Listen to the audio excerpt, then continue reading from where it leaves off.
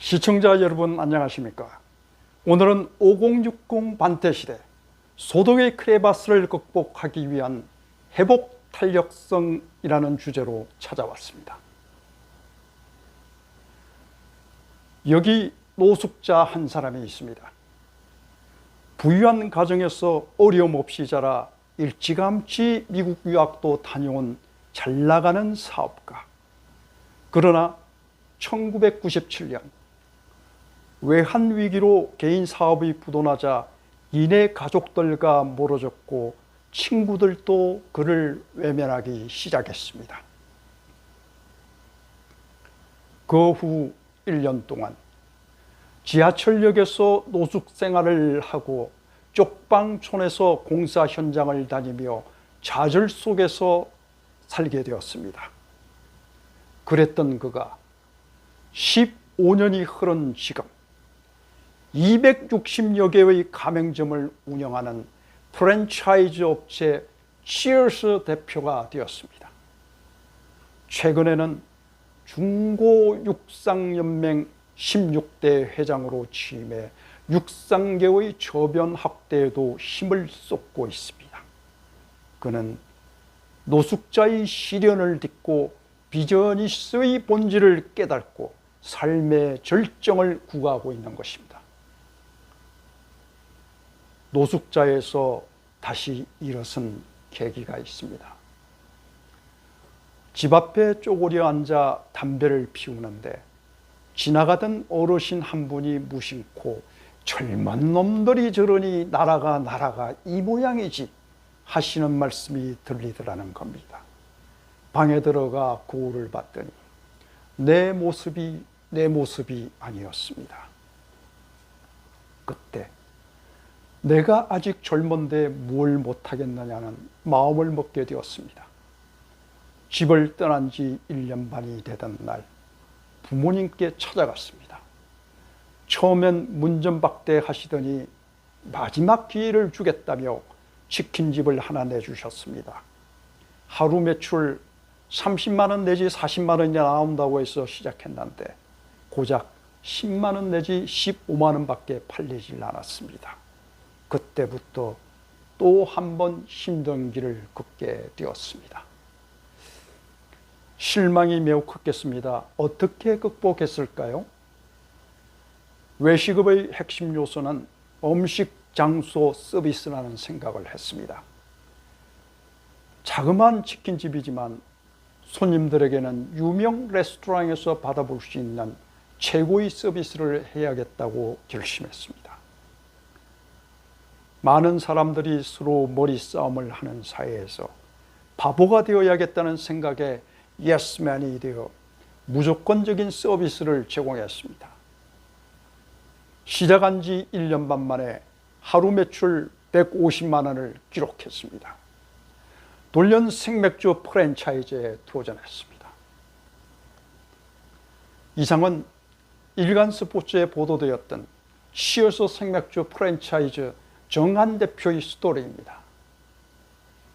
유독 제게 이 스토리가 관심을 끌었던 것은 정한 대표가 창업했다고 하는 치킨집이 바로 저희 동네 구석진 한 곳에 위치한 것이었고, 치얼스 생맥주 프랜차이즈의 모태가 된 치얼스 맥주 본점은 한때 저희 친구들이 주말이면 번개 미팅을 하며 재미있게 즐기던 시절의 공간이기도 했습니다. 정말 서비스가 너무 편하고 좋아서 적어도 한 달에 한 번은 이 집에 모여서 시간을 함께 즐겼던 시절이 있었기에 가슴 깊이 그의 스토리가 들어온 것입니다.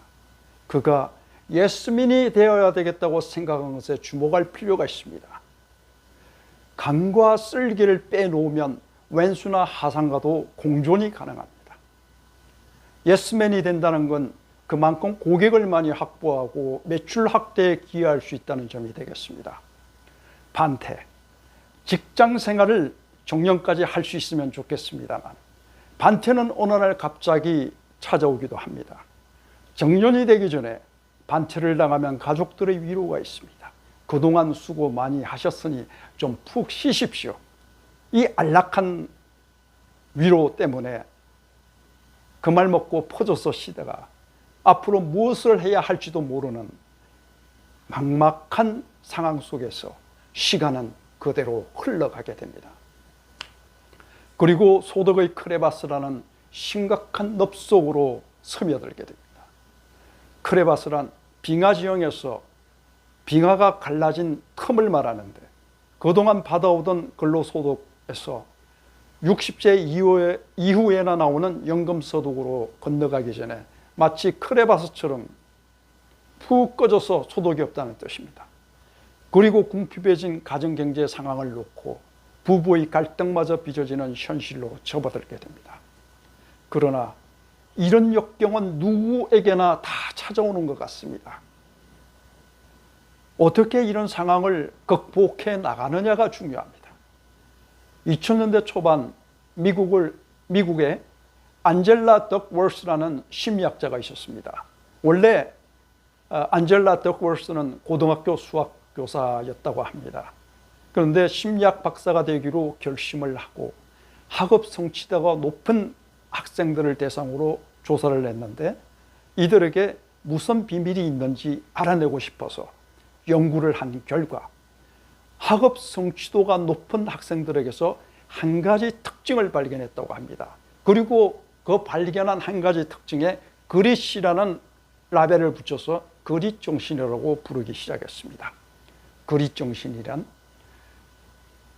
긍정적 피드백이 없는데도 불구하고 장기적인 목표에 로봇처럼 뛰어들게 해주는 것을 뜻하는데, 머리로 벽을 반복적으로 들이받을 수 있는 능력이라고 합니다.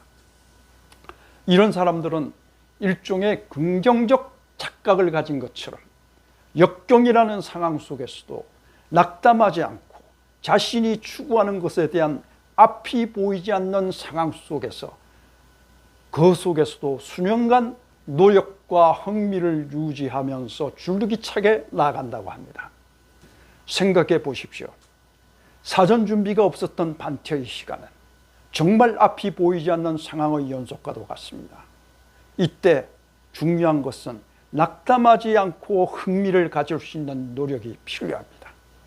덕워스는 웨스트 포인트 사관생, 최고 경영자, 뮤지션, 셰프 등 운동선수, 이런 등등 거의 모든 직업에서 정상에 올라선 사람들에게서 그릿정신을 발견할 수 있다고 합니다. 저도 반태자로서 많은 시행착오를 거치며 지내왔습니다. 시행착오 끝에 이런 제안을 하고 싶습니다. 그동안 수고했다고 퍼져 지내기보다는 무언가를 찾아서 움직이십시오.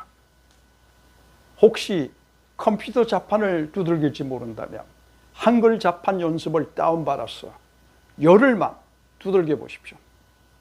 자판기 보지 않고 화면 보면서 컴퓨터 자판을 두드리며 타이핑 속도를 낼 수 있습니다. 이것은 현대판 정보 경쟁력인 검색 기능을 확보할 수 있도록 도와줍니다. 이것이 되어야 이력서라도 작성해서 여러 곳에 지원하는데 피곤하지 않습니다.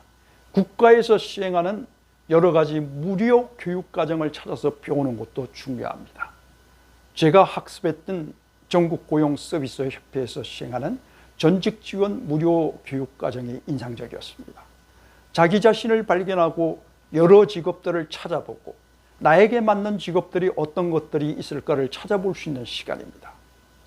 이곳에는 은퇴 내지는 반퇴 연령의 각계각층의 사람들이 모여서 함께 수업을 받았는데요.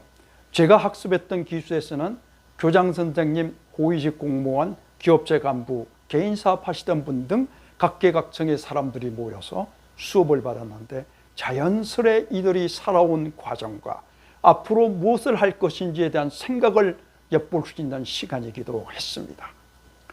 생계형 자영업이라고 불리는 자영업에 무조건 뛰어들기보다는 이런 곳에서 자신의 역량을 평가해보고 내가 무엇을 향해서 어떻게 변해야겠다는 목표를 설정해 볼 수 있는 시간입니다. 고용노동부에서 내일배움 카드를 발급받아 배우고 싶은 기능적인 분야를 전문직업훈련학교에서 배우고 각종 자격증에 도전하는 것도 일정한 시간이 지난 다음 소득의 크레바스를 탈출할 수 있는 기회를 얻을 수도 있는 것입니다. 이렇게 차분히 노력해가는 과정이 쌓이다 보면 기회는 반드시 오게 마련입니다. 우리 직업의 본질은 무엇일까요? 회복 탄력성과 함께 당신의 삶의 절정을 준비해 보십시오. 감사합니다.